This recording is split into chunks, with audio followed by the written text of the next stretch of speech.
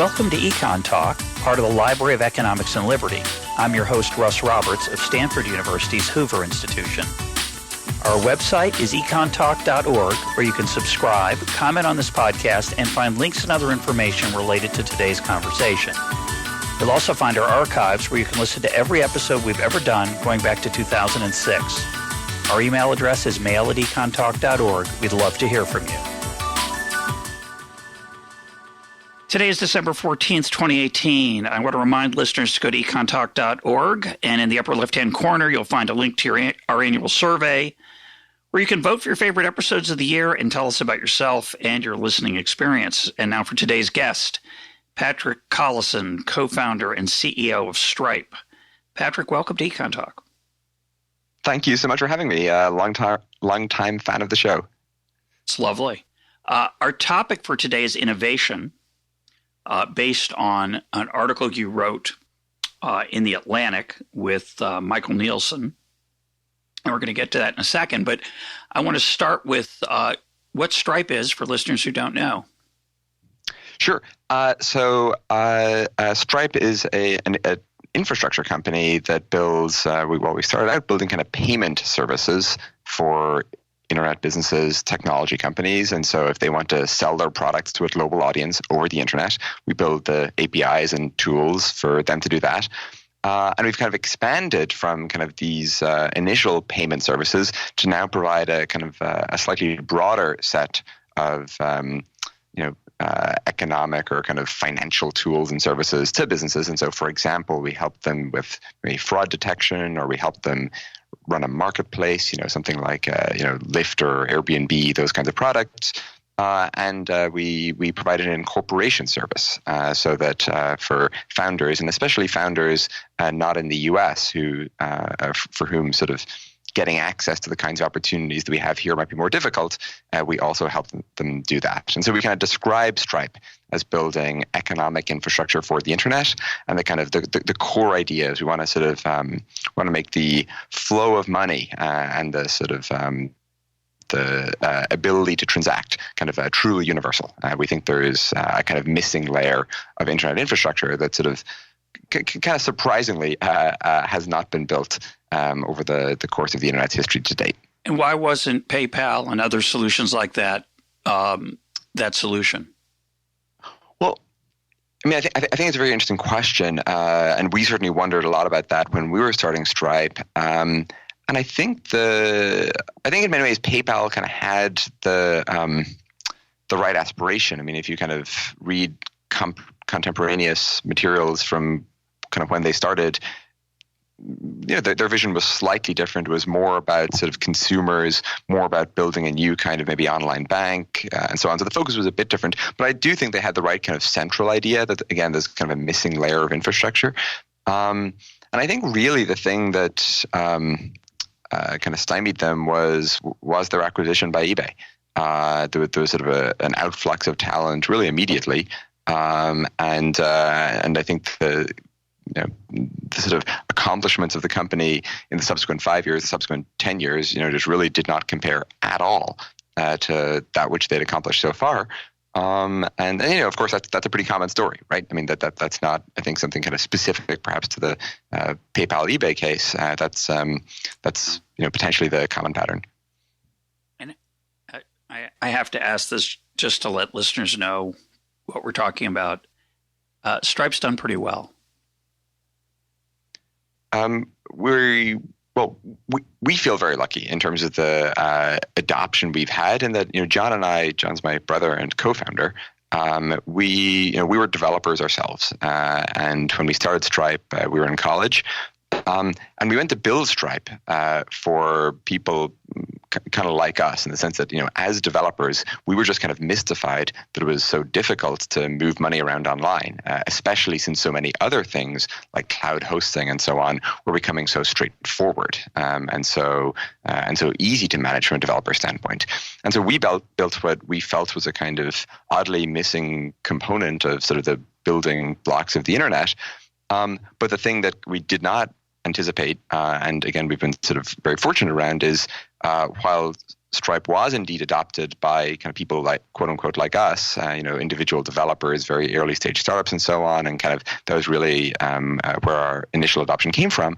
The kind of breadth has really expanded over the kind of 7 years since we launched. And so, Stripe is now used by many such startups, but also by, some of the largest companies in the world, including Facebook and Amazon. And so we did not expect that breadth of adoption.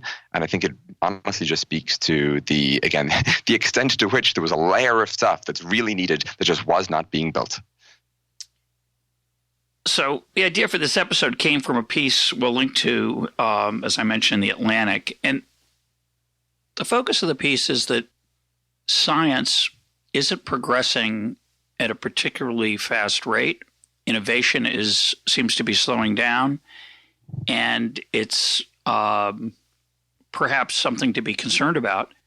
And you start with an argument that I'd like to talk about first, which of course is very close to my heart, which is measuring this is quite difficult. It's very hard to know whether science is doing great, speeding up, slowing down. Different people in different corners of a field, different fields, are holding different parts of the elephant. They don't know what else is going on outside their field, and they might have a perception that's very field-centric or personal from their own perspective. How do we even begin to get at this question, and how did you end up with Michael Tilson trying to get at this question? Well, I guess I'd just clarify one thing about the argument to start, which is we don't really take a stance on whether the rate of progress in science is slowing down per se. We kind of see arguments either way there, but we're somewhat agnostic on it. What we are much more confident of, and I think the hypothesis that the data very strongly supports, is that the rate of progress is declining very rapidly on a per person, a per hour, or on a per dollar basis, right? And so perhaps because of the enormous increase in our investment, in our efforts, perhaps we're in fact still sustaining constant or approximately similar overall aggregate progress, but again on a on an individual basis, that our kind of per hour per person productivity seems much lower. In terms of kind of how we got to thinking about measuring it, I guess it's always seemed a bit strange to me that that we just don't collectively obsess over this question more, right? With Stripe, we think a lot about sort of rates of growth. We describe Stripe's mission as in trying to increase the GDP of the internet, and that's obviously a kind of trite phrasing. But the sort of core idea is we do want to sort of take a broad view of the internet economy, of technological progress, how many companies get started, how well they fare, and so on, and try to figure out what are kind of really broad-based measures and kind of interventions that sort of can help create that might nudge that rate of growth, to be somewhat higher.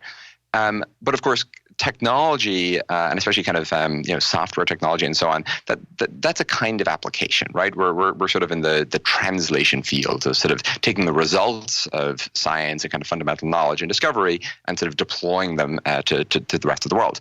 When we think about the sort of aggregate progress of humanity, there's that really important applied aspect, but there is also obviously the kind of the fundamental underpinnings of our understanding of nature and basic knowledge, research where there is not a particular destination in mind. We might be really surprised by what it is that you discover.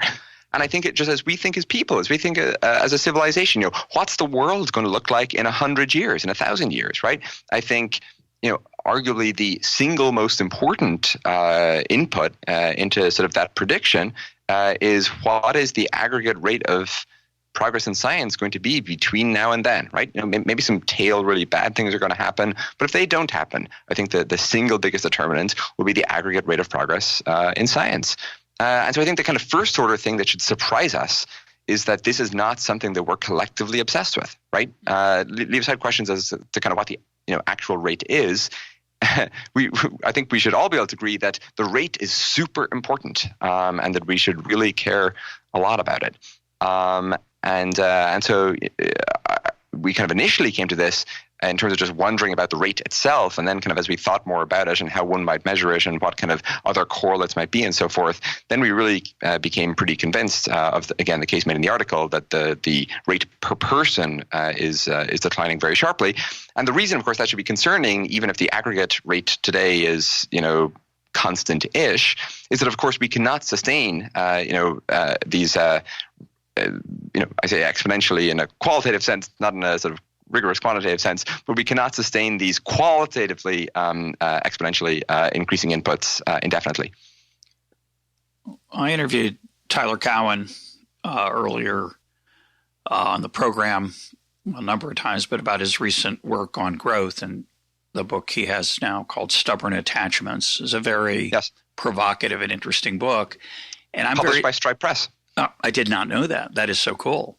And I was first I found his case very persuasive in the abstract, and I certainly would have been my view 5 years ago. Lately, as listeners know, I've become a little bit more skeptical about the value of growth and the value of the advance of technology. I mean, if we look back to 1900 and we looked at today, if we'd been in 1900 and say, you raised the question, what's the world going to look like in 100 years? It's a really good question. In 1900, we would have been rather clueless about it. And we certainly, if we could go back to 1900, bring that person to the present and say, how's this look to you? There would be many, many things that person would be wildly exuberant about. Those things would include longer life expectancy, fewer women dying in childbirth, huge reductions in infant mortality, much more pleasant daily life. So there are a lot of glorious things that have happened. And if that person had been black or a woman or gay, there'd be other things to be very happy about as well, social things. And I think I've started to wonder and worry a little bit about whether we underrate those social things. So I have to mention some good things that have happened since 1900. There have been some not so good things that have happened since 1900 in daily life. People worry, as I recently discussed with Sebastian Junger, and this episode hasn't aired yet, Patrick, so you haven't heard it, but we seem to be quite a bit more isolated. We seem a little bit more lonely. There's some dysfunctionality about our society. And science and technology, I don't think, solve those problems, and they might even make them worse. So what are your thoughts on that? When you said we ought to be obsessed about it, maybe there are other things we ought to be more obsessed about, and we pick science because we have some idea of how it happens. I'm certainly sympathetic to aspects of that view. Economic or scientific growth are certainly not everything. But I really want to stand up for growth here. I think it's the caveats are I think do not diminish its central importance. And so if you just look at GDP per capita around the world and do the scatter plot of that against self-reported well-being, the R squared on that linear regression is 0.68. It's astonishing. As you know, it's very rare in sort of anything around sort of human psychology and sociology and so on, did you get a correlation that's that strong? And you look at it visually, it's really pretty amazing.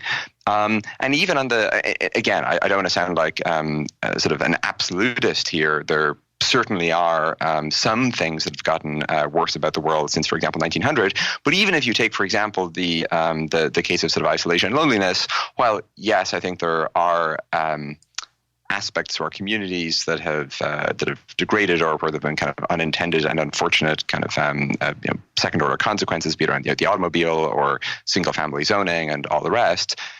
At the same time, there does seem to be some aspect where isolation is a kind of consumption good that people tend to purchase as they become more affluent. And so it's not entirely clear to me whether all of that sort of observed isolation is in fact undesirable in terms of people's kind of underlying revealed preferences. And so again, not an absolutist here, but I do think the kind of central case for growth remains extremely strong. Yeah, I'm sympathetic to that also, of course. I just wonder, I think there's an issue of focus. And I think it's much easier to focus on technological change and the things we can count, like GDP. It's ironic a little bit because we're talking about something that's hard to count, knowledge. Eventually, Yes. that knowledge gets translated, we hope, into innovation, and that we hope that knowledge, that innovation, translates into a better experience for human beings. But it does get complicated at each piece of that chain. But let's move to the evidence. So, on the surface, how would you know? As you point out, we're not obsessed with it. So I don't know. There's no index that most people would agree is the right way to think about it. What are some different ways that you and Michael Nielsen looked at it, and that others have done?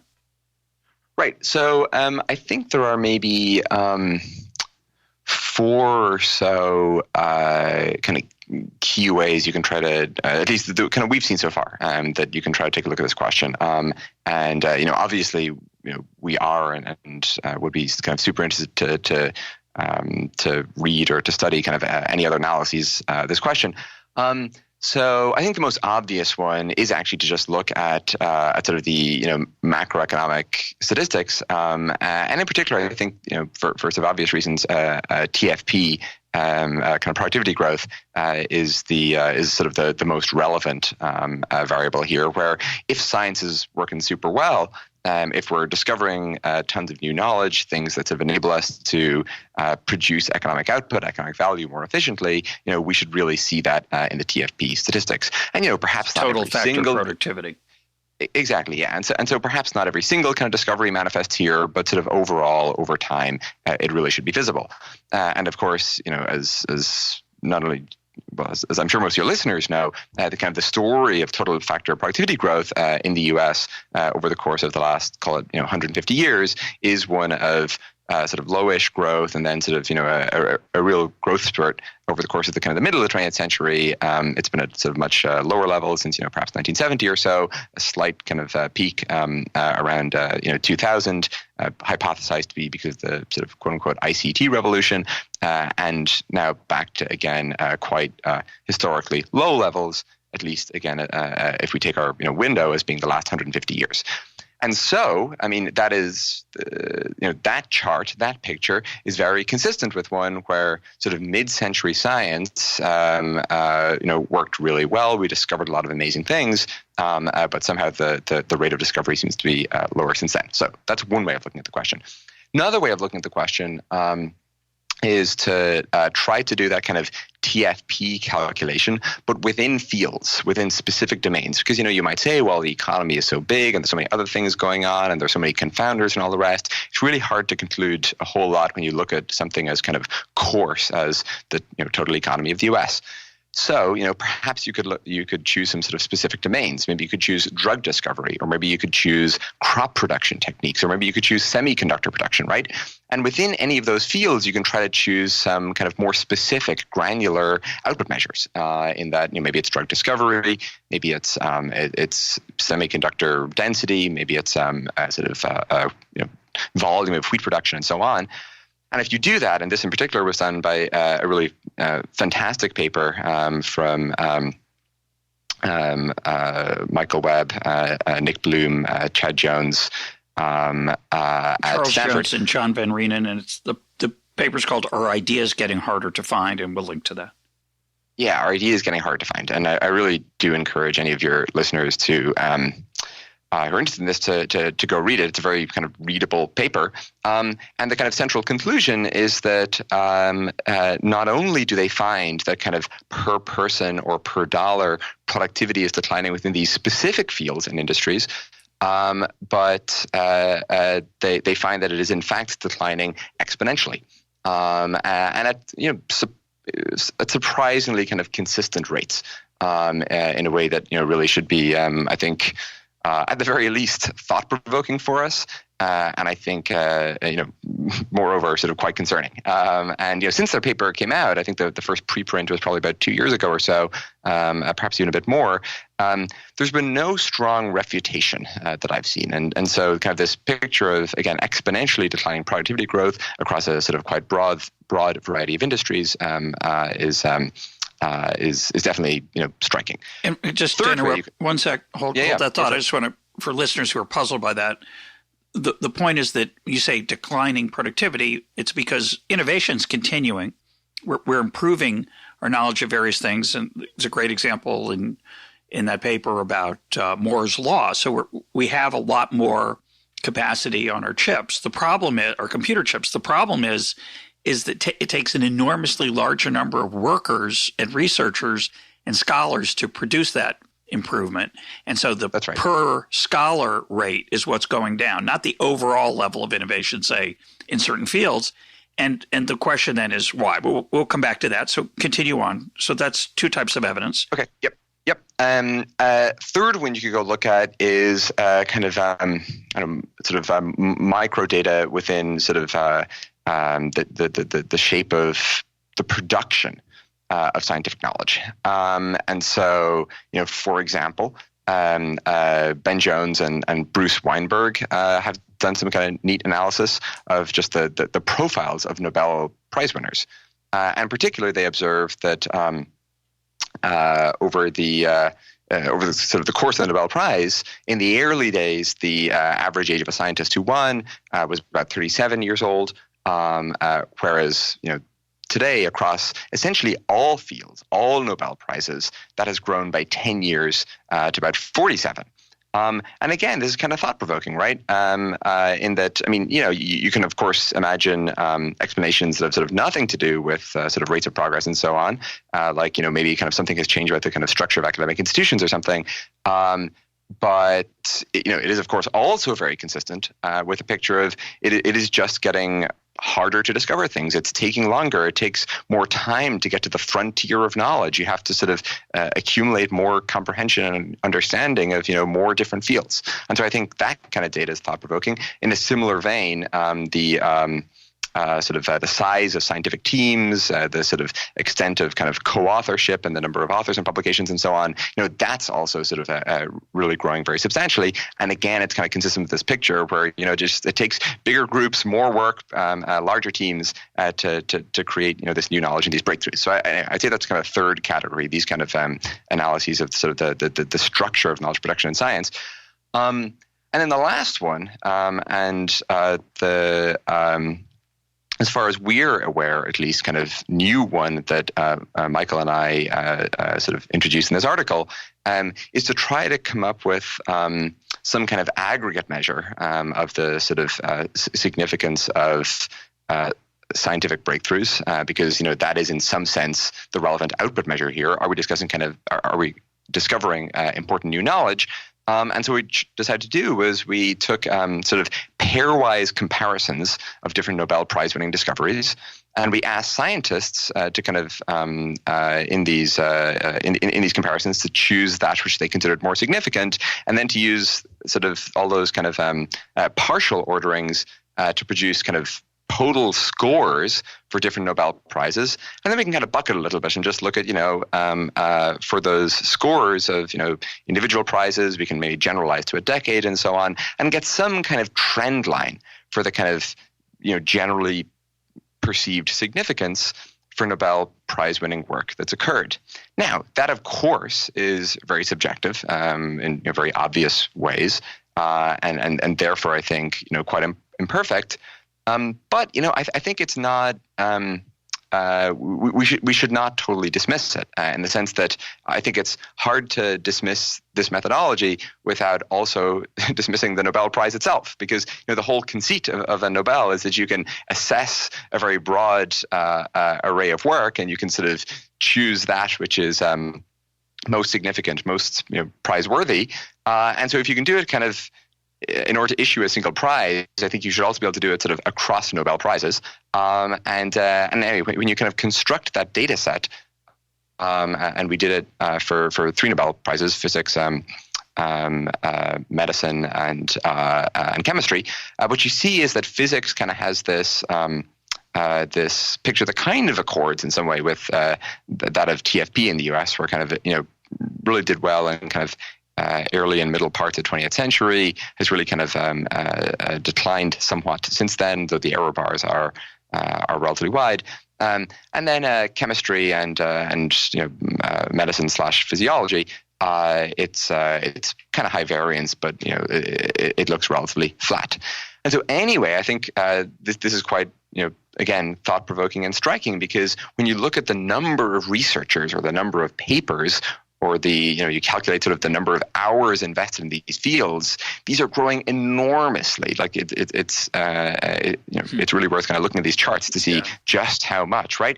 And so if you kind of have 50x, say, more researchers in one of these fields, but as judged by scientists themselves, we're producing significant discoveries at a nearly constant rate.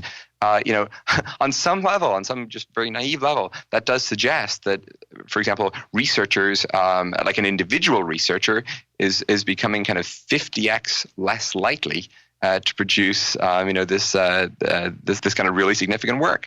And so anyway, that I would say is the fourth category. And looking across the board, I don't think that any one of these I don't think any one category is itself knockdown. Any of these ways of looking at the question, has its sort of limitations and flaws. And I have no enormous confidence in any of them, but I don't see a reason as to why they should all be biased in the same direction, right? In that if this if this hypothesis that the kind of productivity of science is not declining, if that hypothesis is not true, I think we'd expect to see some contradictory data when we look at different kinds of analyses. Whereas we kind of see all of these analyses pointing in the same direction. And so it's when you take all of them together and they're all sort of pointing the same way, that I think is something we should really take seriously. I don't disagree, but I'm not quite as convinced as sure that something obviously is happening that we understand. And I know you don't pretend to understand it thoroughly either, but just to take a silly counterexample, published work in the sciences has increased dramatically. I'm guessing. Mm-hmm. I could be wrong about that, but I'm guessing. And we know, you mean just the amount of published work? Yeah, the number of articles. Absolutely. Yeah. Right. It's we know that enormously. And doesn't tell us anything particularly, except that there are more journals, and that we know why there are more journals. It's because there's an enormous return to publishing an article. So academics have innovated to increase the supply of that precious thing in response to those incentives.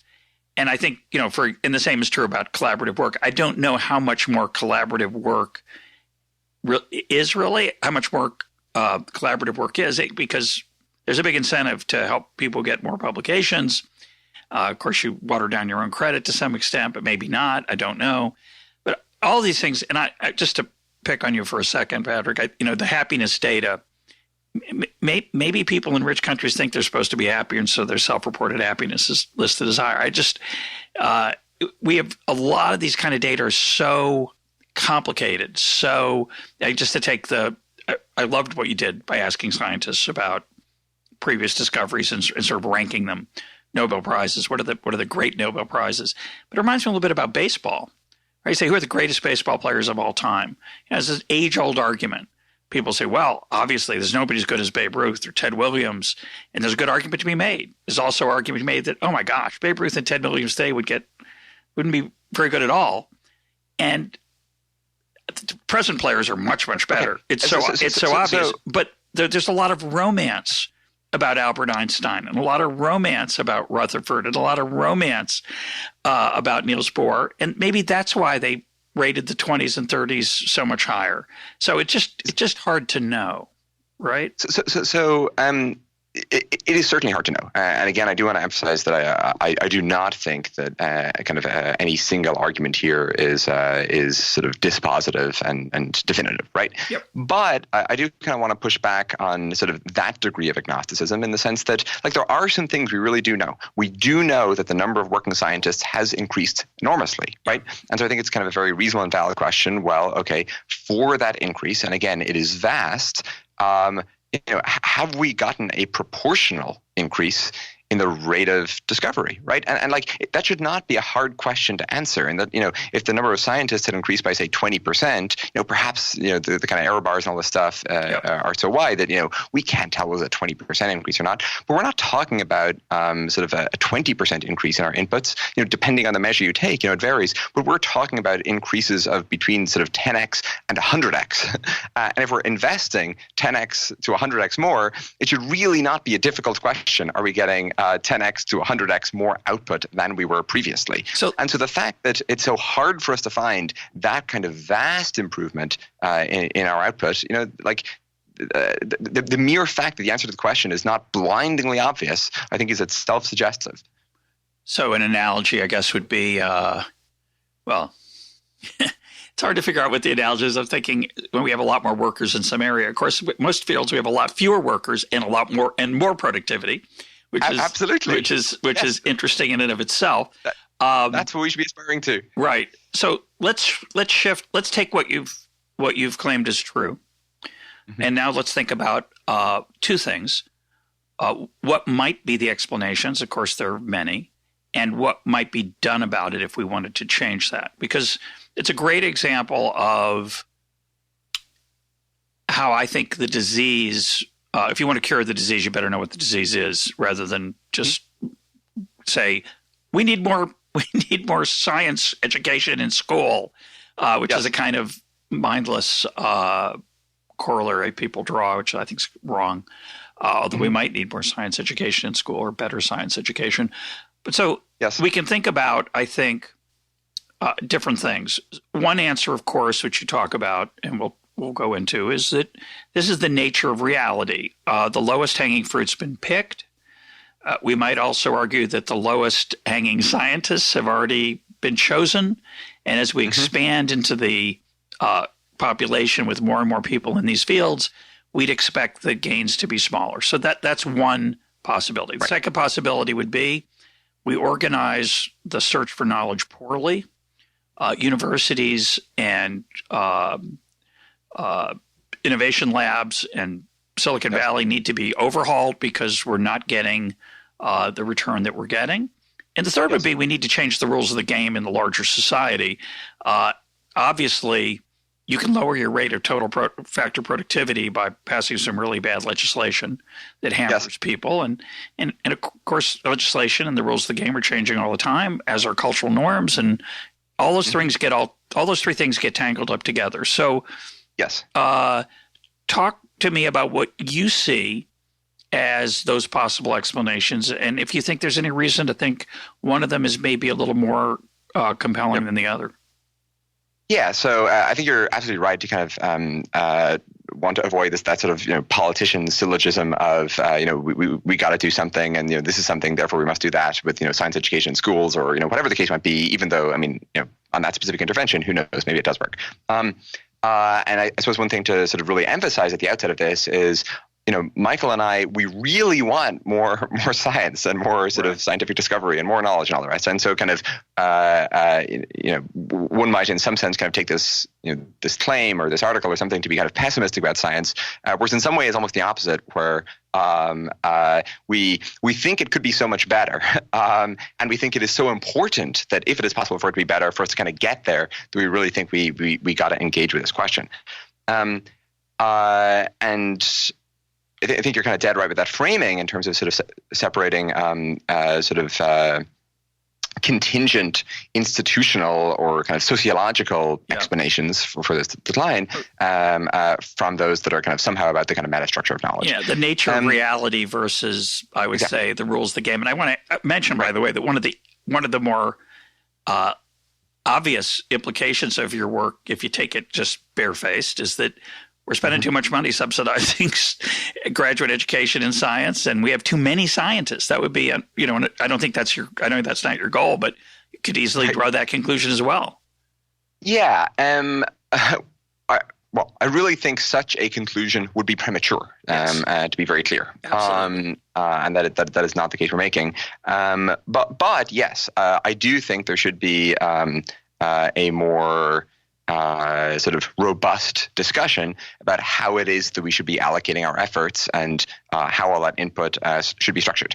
On sort of this core question of like, okay, is this about the nature of reality, or is it about kind of the nature of just how we're doing things? I really think that's very difficult to know, and people have been sort of making the case. People like Sean Carroll have made the case in physics that there is a sense in which we've kind of gotten there and really explained a very large fraction of that which is to be explained. And of course, you can always push back on that, and there are quotes, some real, some apocryphal, of people who sort of thought that we'd kind of reached the end of this frontier in the past. But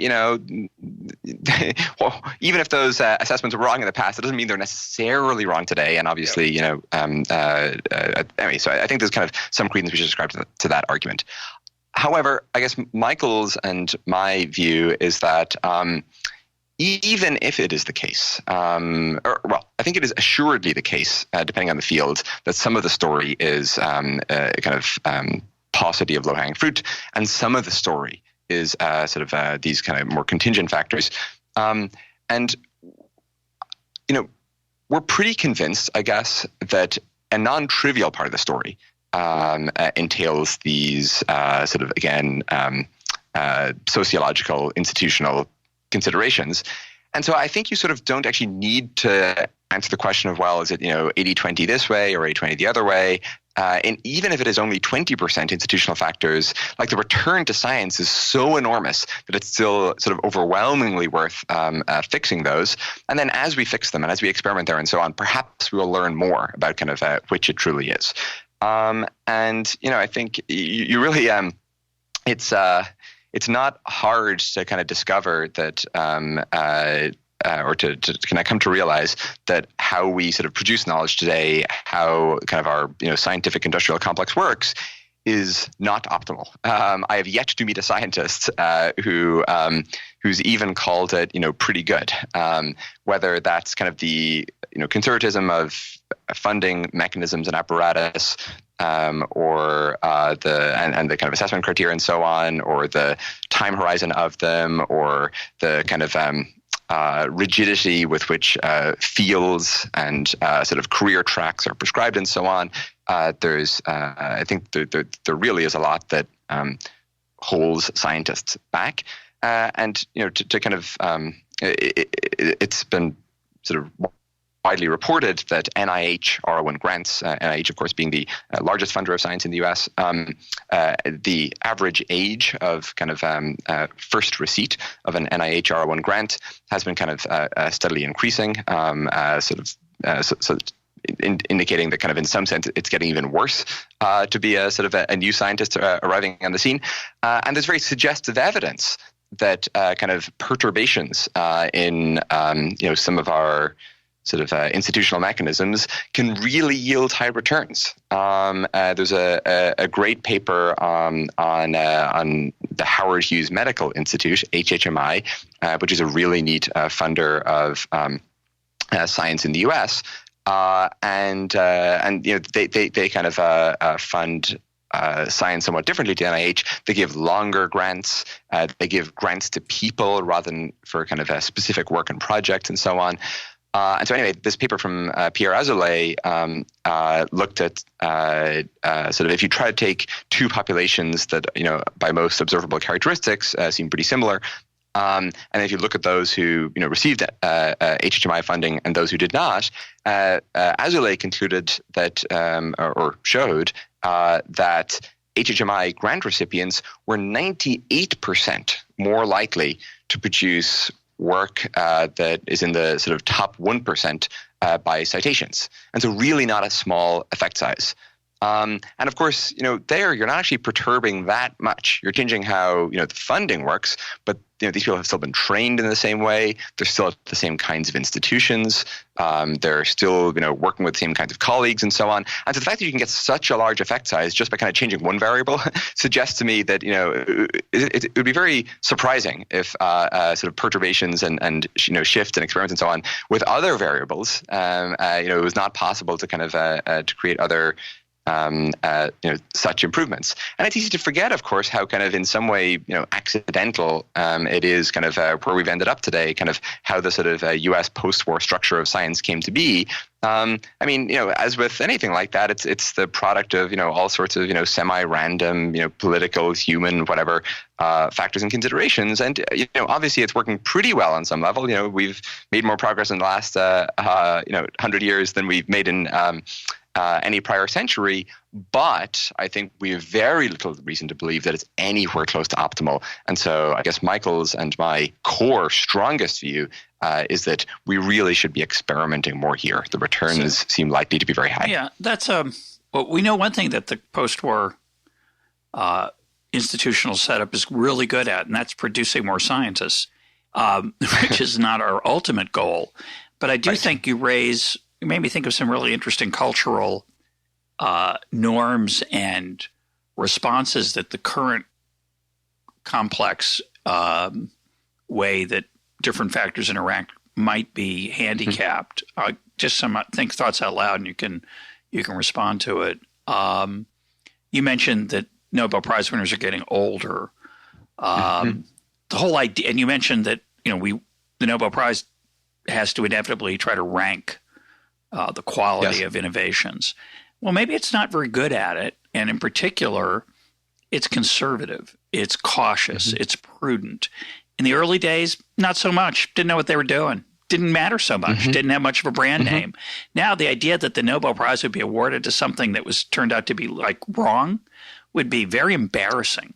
And so as things there's a sclerosis, it seems to me, about scientific knowledge as it's become more organized and more institutionalized. And I think there's a general lesson that's really important because, people tend to assume, well, the more organized, the better, because then we can make it do stuff. But it could be that because of groupthink and caution and risk, as things get more advanced and as we get richer as society and his reputation has longer and bigger impacts, that a lot of the creativity is been, wrung out of the system. And I'm very drawn to that for a whole bunch of ideological priors I have, so I have to be careful about my biases here. But it does seem to me. No, I think you're right. I mean, you read the early history of sort of the great academic institutions in the U.S. Or the biographies of many of those who made some of the most important breakthroughs, and there is a kind of freewheeling nature to them that does seem far less prevalent today. I was having this conversation recently with David Deutsch, the physicist, some really significant work in quantum computing, foundational work.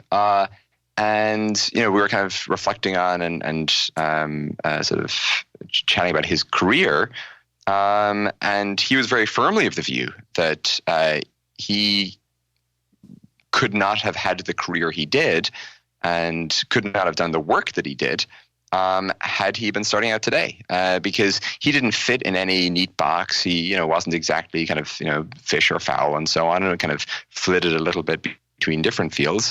And of course, that is also his great strength. He's such a sort of a deep and original thinker.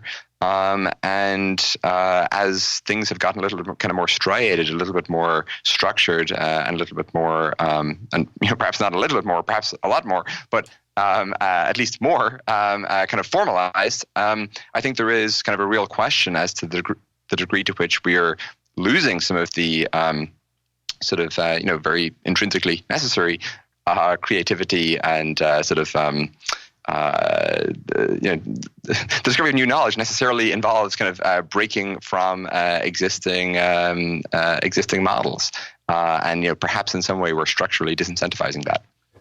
Yeah, I worry about groupthink. I know that NIH, having had family and friends in that research world, there's a lot of fads. There are things, there's political correctness, not of the necessarily the kind that people think about in, say, campus life or day-to-day life, but within within fields, within science, there's political correctness about what's okay to think about and work on. Yep. And and it's striking, I think, how how we've shifted a little. Well, in particular, as we've kind of formalized funding mechanisms, how I think the dynamics of those mechanisms have really changed. Where I was recently reading this biography of Gamow and Delbruck, who kind of became molecular biologists, and obviously Gamow the physicist. It's very striking how sort of they really relied upon sort of specific interventions by particular people to kind of sustain their careers and keep them going. It wasn't that they kind of hopped through the hoops of, again, standardized funding and grant-making apparatus. And it's not really clear to me, and I guess the kind of, implicit sort of thesis of the book is that they probably would not have. They again, did not fit these standard molds. And so I do wonder a lot whether, I mean, there's of course always been groupthink, right? But perhaps the groupthink has become a little bit more potent over the past couple of decades. So let me suggest a hypothesis then, and then maybe when we're done with this, we'll think about some other. We focused on one piece of this puzzle as a possible main problem, but let's imagine the following: Einstein did his innovations while he was a patent clerk at night, or probably during the day some too. Let's be honest. A little bit of there was work on the job even in early 1900s. I mean, leisure on the job, the opportunity to do things other than your explicit tasks. But he didn't need a large lab. He didn't need a atomic accelerator, SLAC, which is SLAC at Stanford Linear Accelerator. Whatever the last C stands for, I don't know. But it's obvious. One thing that's obvious is that a lot of scientific innovation today requires capital. And once it requires capital, it requires funding. And once it requires funding, it requires wealth. We have a lot of it, which is a glorious thing. The question is, how do you channel that wealth in ways that are going to be the most productive? A lot of it we channel through the political process, through NSF and NIH. A lot of it's taking place, even though obviously a lot of this work is more applied in the corporate side. There's still real innovation taking place in the corporate sector, but these fundamental science things take a lot of them, not all of them, but a lot of them take money.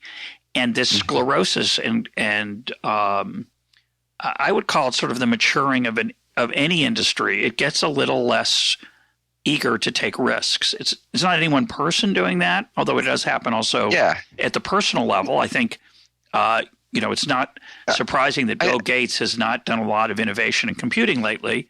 He also became a little more staid and a little more cautious and a little more eager to maintain his current position. So it's hard to break out of that. And the challenge is what kind of changes would we think about that would let us get to that more innovative Wild West frontier?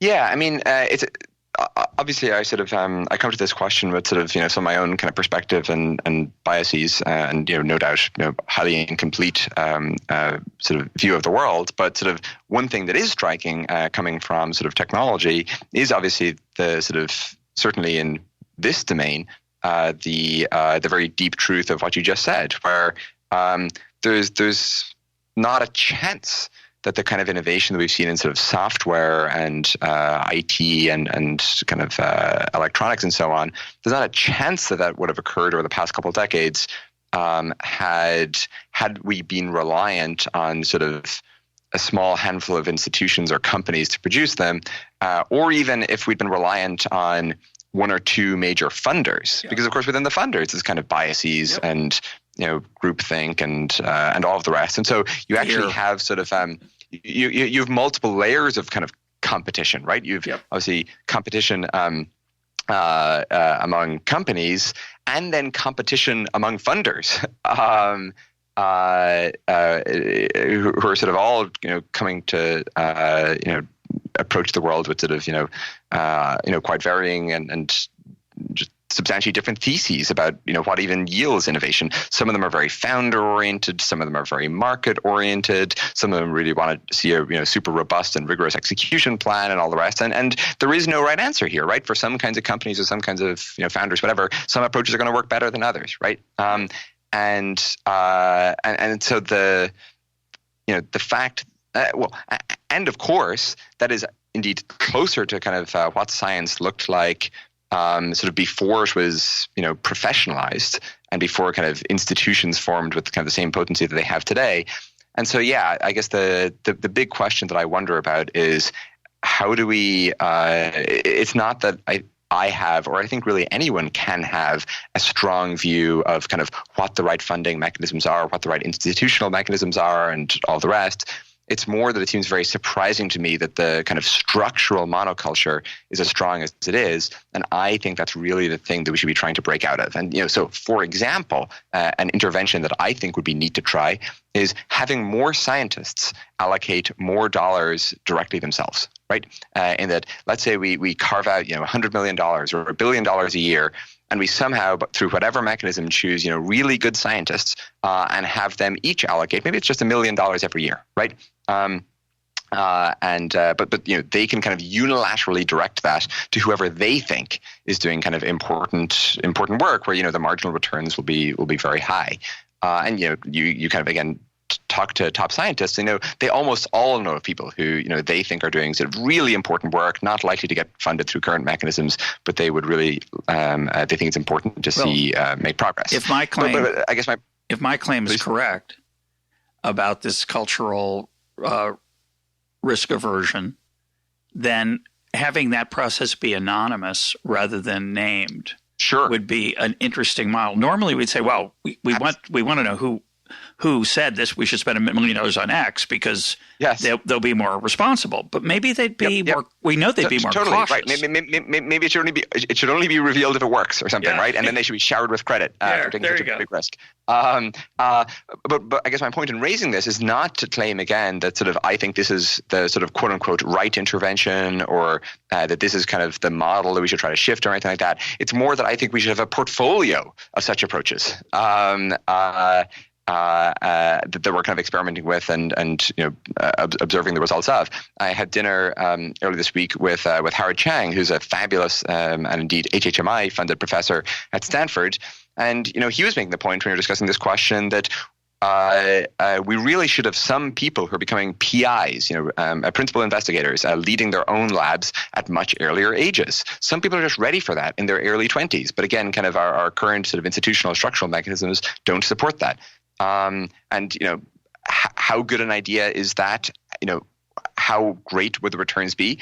I of course don't know, but I think that sounds like a great idea to try, right? And so I think we should be assembling our portfolio of bets here and really experimenting more. I want to raise a different angle on this that we haven't talked about yet. I want to think about Nassim Nicholas Taleb, who's been a guest on the program many times, and he is famous, among other things, for the idea of a black swan, a rare catastrophic event that comes out of the far left-hand tail of a distribution that is not normally distributed, and that much of our intuition about life comes from the normal distribution. And I think some of what we're talking about here implicitly is making that error. We're talking about white swans. It's not the right word, but yes. Black swans are rare. White swans are everywhere. But by white swan, I mean a catastrophic, a wildly pleasant, unexpected event. Catastrophic event, yes. And by our the way you and I are both talking about this, and I think the way most people think about it is that, well, if we had a lot more scientists, we'd have more people in the right-hand tail in a normal distribution. But maybe it's actually that's the wrong way to think about it. I want to read a quote from Scott Alexander, who will link to this post he had. He attended a conference that you and Michael Nielsen created, and he has some very thoughtful reflections on the issues we're talking about right now. But he said the following. He said, Shakespeare in England had 1% of the population of the modern Anglosphere, and presumably even fewer than 1% of the artists, yet it gave us Shakespeare. Are there 100 Shakespeare equivalents around today? Meaning, my interpolation here, meaning, well, we have so many more people, we should have a lot more Shakespeares. And Scott Alexander continues, this is a harder problem than it seems. Shakespeare has become so venerable with historical hindsight that maybe nobody would acknowledge a Shakespeare-level master today, even if they existed. But still, 100 Shakespeares? if we look at some measure of great works of art per era, we find past eras giving us far more than we would predict from their population relative to our own. This is very hard to judge, and I would hate to be the guy who has to decide whether Harry Potter is better or worse than the Aeneid, Virgil's classic work, but still 100 Shakespeares. And so one way to think, end of quote, one way to think about this challenge that you're articulating is that we need to be thinking about Shakespeare's, the Einsteins, the 1 in a million, and realize that it's 1 in a million. If you have 10 million, you don't necessarily get 10 of them. Mm-hmm. And how do we culturally create the opportunity for that very outside-the-box mind to flourish? Right.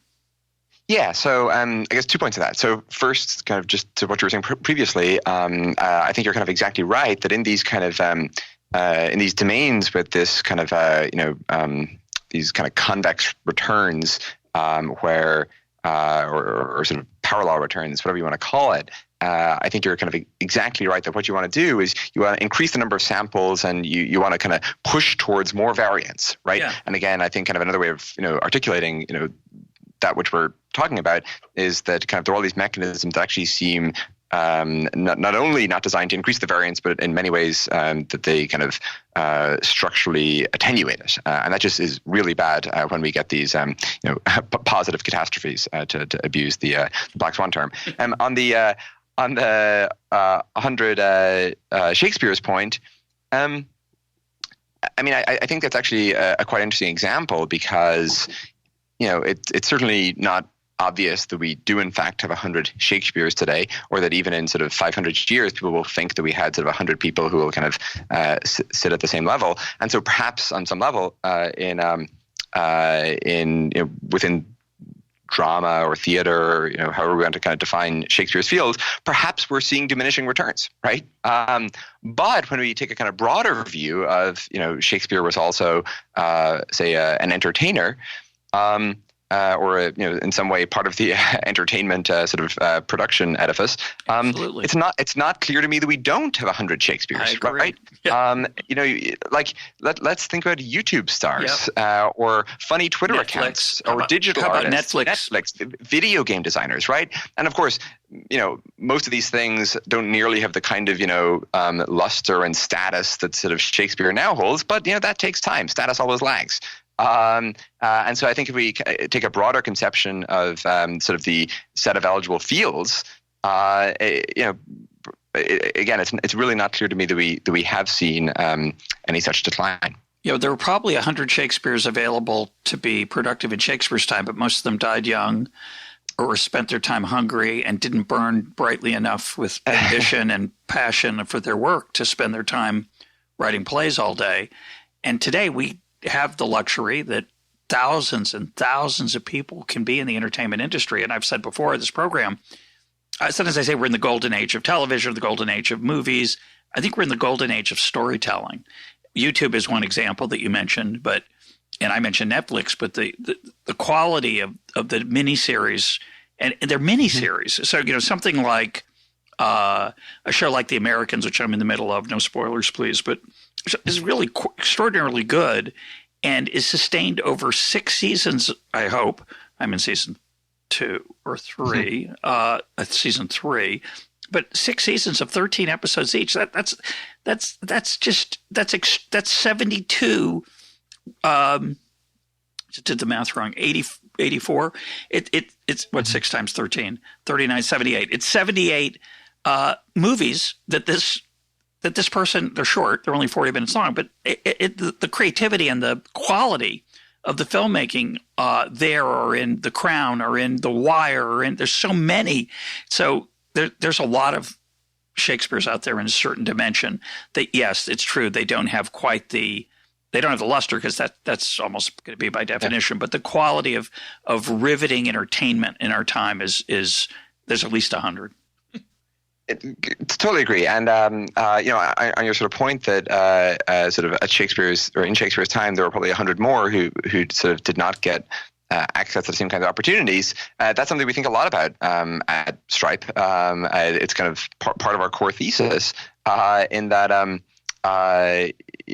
we sort of often talk about this notion that talent is approximately evenly distributed, but sort of opportunity, of course, is so much more uneven, and I think the returns to fixing that, we really should presume will be very high, and it's why we do things like Atlas. It's why we care so much about global expansion, and it's even why Stripe is invested in some sort of semi-adjacent companies, some of which you might be familiar with, like Pioneer or Lambda School, efforts like this. And I think that it's kind of easy to sort of structurally underestimate, I think, the returns to expansion of opportunity, because you can't really measure it ex ante. You have to sort of take it on some amount of faith. But sort of our intuition is really that those returns are likely to be very high. So I want to move to a slightly different focus. We've talked about some of the cultural shortcomings, perhaps, in the way the funding is organized. You're an interesting case. You are, if listeners haven't noticed, you have a lilt in your voice because you grew up in Ireland. I think you came to the United States for college at a young age. And that's right. If you had been born in, we can name a lot of places where if you had been born, you wouldn't be here having this conversation, and Stripe wouldn't exist along with your brother. And fortunately, you were able to come to the United States. You were smart enough and risk-taking enough, I think, to drop out of college. Is that correct? That's right. Yep. Dropped out of college, found a place, the west coast of California, of the United States, California, where there were really wealthy people willing to take a chance on you. And if that isn't true in your particular story, it doesn't matter, because it's true in lots of stories. And that's exactly that right. Strange confluence of opportunity, which is the opportunity to move, we let you in. You had a chance to use your gifts in a way that required an enormous, some investment, and maybe a big investment. And it came through. Most of them don't. We know that. Yep. That system is really powerful. And, of course, some of that's at risk all the time. It's at risk all the time, every piece of it. There's worries about we have too many immigrants. There's worries that we talked about that Silicon Valley's become a little bit sclerotic and less innovative because of certain cultural and or because we don't know, because there's all the good stuff's been discovered. But I know you and I don't believe that. I don't think that's the problem that's holding us back. And so what do you think of well, talk from your own story. What's your, what allowed you to flourish fully? Or somewhat fully. I don't mean to suggest that you fulfilled your potential, because obviously you're young. You're very young. You're 26, I think. So. No. I've now aged a bit. I'm now a far older 30. Oh my gosh. But now old by Silicon Valley standards. But I think you're exactly. But you're really right in bringing this up. In that I think that a lot of I think my perspective does come from, perhaps as with all of us, the kind of particulars of the background that I had, and I think kind of your characterization of it is exactly right, I conclude very strongly from kind of my upbringing and the fact that I had the opportunity to come to Silicon Valley, that there must be many more people like me, but who, for whatever reason, the sort of in sort of the pachinko machine of outcomes, it didn't all kind of fall out the right way. And for me, there was I think if you kind of ran the experiment sort of multiple times, that plausibly in most outcomes, I didn't make it here, right? And it's because of so much sort of random happenstance, and that I happened to decide I was really interested in this programming language called Lisp. Because of that, I decided to go to a conference at Stanford when I was 16. I discovered, it was my first time in the U.S., I kind of discovered college in the U.S. And had I not gone to that conference, I wouldn't have applied to school in the U.S. And I'm pretty sure if I hadn't applied to school in the U.S., I wouldn't have dropped out to go start a company, because when I got to the U.S., I sort of discovered, I got to know the folks working on Reddit. And I was like, oh, cool, starting a company seems pretty neat. And so there was so much kind of happenstance in my upbringing that kind of led to where I am today. That it really feels kind of necessarily the case again that there must be people who were every bit as capable as me or much more capable than me, but who sort of again things did not quite come together as they did in my case. The other thing that is very striking from my story that again kind of gets back to some of these sort of science questions is not only is it sort of potentially the case that some kind of committee might not have been willing to take a bet on Stripe or to fund Stripe. It was the case that most such committees that we approached, most VC firms, were extremely unenthusiastic about the prospects of two near teenagers going and sort of entering the financial industry, and told us in no uncertain terms that they thought the idea was pretty foundationally ill-conceived. And it was only because of a couple of specific individuals, among them Paul Graham and Peter Thiel, who were willing to themselves, place that bet. If that had not happened, there would be no Stripe. And I'm really pretty convinced that it was sufficiently our success was sufficiently implausible that there is almost no committee that would ever have come to kind of unanimity on the worthiness of a bet on Stripe. Just if you take that sort of for any one person, there's a 1 in 10 chance they would believe in us. You don't need to like 1 in 10 to any power. Starts to pretty rapidly become a very small number. Right. And so that's really very striking. And then of course, as we work on Stripe itself, I mean, we're in the business of working with. And sort of aiding in the success of again these kind of these positive catastrophes, these like amazing companies that start out as two people and become these kind of enormous forces in the world. Like it's so vividly clear to us how fragile and delicate and implausible they are at the larval stage, and we see so tangibly the kind of potency of mechanisms to shepherd them, to provide them with kind of role models, with inspiration, with cultural capital, with education, and so on. That again, I really feel like this kind of must be the case in other domains besides. So I want to think about a particular area for a minute, and I think it'll pull a lot of the factors we've been talking about together. I just listen to you talk, and I have a lot of romance about innovation and entrepreneurship. I find it actually quite moving, not just the reality, but your awareness of the tenuousness of success and achievement, and it's really it's an extraordinary thing. But as you're talking, I kept thinking how everyone's response to the original piece of our conversation about lagging productivity is, well, we need to find the right way to structure funding science, or we need to find the right way to reform scientific education, science education at the K through 12 or at the college level.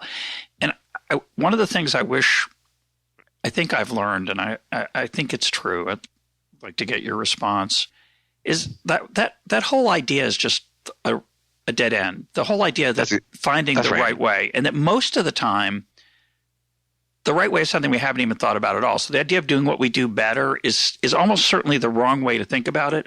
It comes up a lot in education. Yeah, we just need, what's the right curriculum? And so much of the great education takes place on the ground, at the one-on-one level, the teacher classroom level. We don't fully understand that interaction well at all, and we need to think about how to make that better. And we know how. I'm pretty sure I know how not to do it, which is I don't want a national curriculum. I don't want a national education requirement that people have, say, a master's degree in education. All the standard things are – the only thing I know is that most of the standard things are wrong, so we need new things. So when I think about, say, one particular area, which is health, where there's so much potential, forget all of our previous conversation about whether we're going to solve a theory of everything in physics that'll be like Einstein's. If we just think about the ways we might innovate in health, so much of it is so focused on the current structure.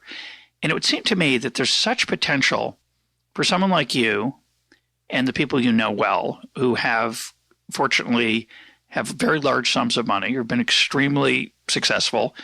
And do you think that success could be risked and done in ways that not or that are not traditional right now that are, you mentioned Paul Graham. You were in the Y Combinator. Is that correct? Yeah, YC invested in Stripe, yes. So Paul Graham, we've had him on talking about the Y Combinator. Y Combinator is a pretty cool innovation. Want anything quite like it? It's an amazing innovation. So we need, it seems to me, we need people with wherewithal, like you and others, to get together and say, we've got to be brave enough to try to fail. And it's ironic because everybody knows in Silicon Valley that failure is acceptable and it's even a badge of honor. And yet I worry that as people get more and more successful, they worry about their reputation. They worry about losing what they already have, which is the human impulse. But it would be great if you guys took a few more chances. I agree with you very strongly. I think that I'm very optimistic about sort of individual human agency, and I'm very optimistic about sort of the width of the right tail, and I'm very optimistic about the sort of transmissibility of new knowledge, and I'm sort of pessimistic about the ability of groups of humans to engage in effective ex ante top-down design. Again, I'm sure most of your listeners are familiar with the book Seeing Like a State, the sort of great screed against sort of monoculture in some sense. And so I think, oriented that way, we quite clearly need exactly what you're describing, which is mechanisms to break out of the monoculture. It just does not serve us well. And this is maybe, I don't know if it's the right thing to say, but it's not my money. Easy for me to say to you, Patrick, you've done so well. Now take a chance. So that's none of my business. And I do think there's an enormous challenge for an opportunity for some of the more successful people in Silicon Valley to do something outside the narrowest of spaces that are profit oriented, I think. And I've talked to a number of folks in that situation, and they all have an urge to change the world beyond the commercial. They have an urge to change the world beyond the rate of return. They don't just care about creating the next unicorn. They do care about making a difference. But I guess I'd start by saying, although that's not my money, the part that is my money that's being taxed to fund NIH and NSF and public education at the state level, state university level, we just might at least rethink that, and then let other flowers blossom outside that way that we've been doing it for so long. Yeah, one thing that's striking about HHMI is they're very thoughtful about how they reallocate their dollars, right? As in, they think about, well, what are our lowest productivity dollars, and what can we do with them that might move the needle more? Because they've a sort of not exactly fixed, but fixed-ish endowment, and so their budget doesn't change a whole lot year to year, and so because they're trying to maximize the impact of their work and the extent to which they move the needle on biomedical sciences, they really think hard about this question of how should we change what we're doing. And I think that a lot of the sort of individual incentives and kind of institutional structure of some of our centralized funding mechanisms kind of militate against this sort of reconsideration, this kind of reapportioning and reallocation. And to kind of get back to an earlier point that you made, which is kind of one could construe the argument we made as a case for reducing funding in science. I really wouldn't consider that for a second. I think the questions we should be asking ourselves are much more about reapportioning and reallocation.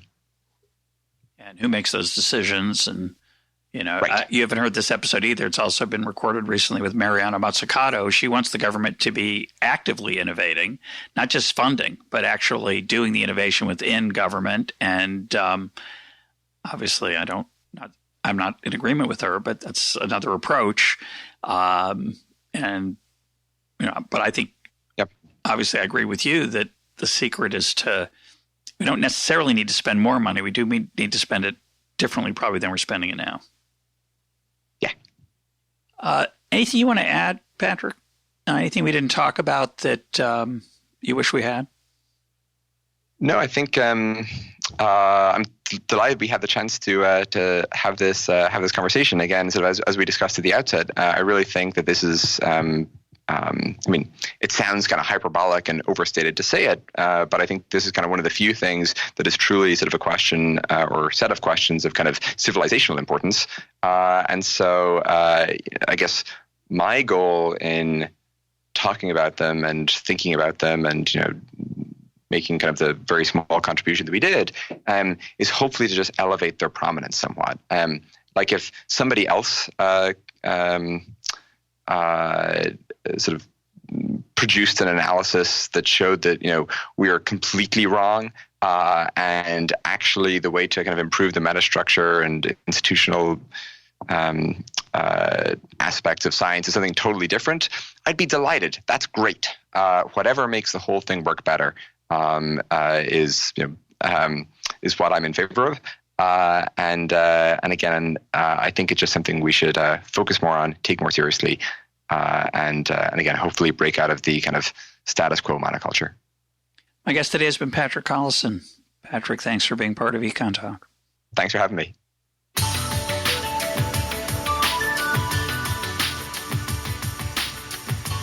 This is EconTalk, part of the Library of Economics and Liberty. For more EconTalk, go to econtalk.org, where you can also comment on today's podcast and find links and readings related to today's conversation. The sound engineer for EconTalk is Rich Goyette. I'm your host, Russ Roberts. Thanks for listening. Talk to you on Monday.